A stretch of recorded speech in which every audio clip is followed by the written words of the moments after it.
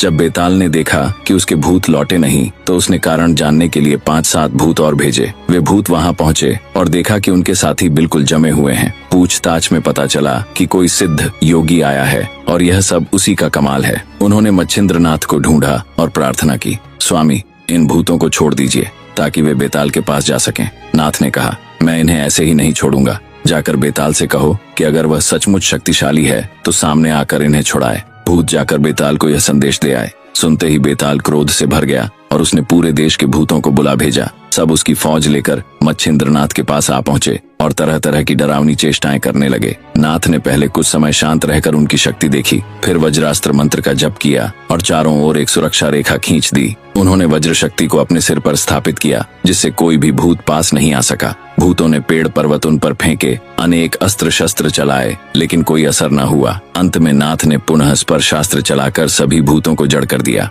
भूतों में 8 प्रमुख नायक थे, जोटिंग, खेलता, बावरा, मंगदा, मुंजा, महिषासुर और धुलोवान। ये नाथ को पकड़ने की ताक में थे। मच्छिंद्रनाथ ने तुरंत वज्रास्त्र से सभी दिशाओं की रक्षा की और दानवास्त्र का प्रयोग करके 7 शक्तिशाली दानव उत्पन्न किए, मृदु, कुमंग, मरु, मलिमल, मुचकुंद, त्रिपुर और बलजेठी। फिर इन 7 दानवों और 7 भूतनायकों के बीच भयंकर युद्ध छिड़ गया जो पूरे दिन चला। अंततः दानवों ने भूतनायकों को परास्त कर दिया। मच्छिंद्रनाथ ने अंत में वासव शक्ति का प्रयोग कर बेताल को पूरी तरह वश में कर लिया। उसकी मृत्यु की स्थिति आ गई तो बेताल ने निराश होकर मच्छिंद्रनाथ के चरणों में गिरकर प्राणदान मांगा। बेताल ने कहा, हमारे मरने से तुम्हें कोई लाभ नहीं होगा, हमें जीवित रहने दो। हम तुम्हारी कीर्ति का गान करेंगे और तुम्हारे आदेश का पालन करेंगे। जैसे यमराज के पास यमदूत और विष्णु के पास विष्णुदूत होते हैं, वैसे ही हम अपनी पूरी पिशाच सेना सहित तुम्हारे पास रहेंगे। अगर हमने यह वचन तोड़ा तो हमारे पूर्वज नरक में जाए। नाथ ने कहा,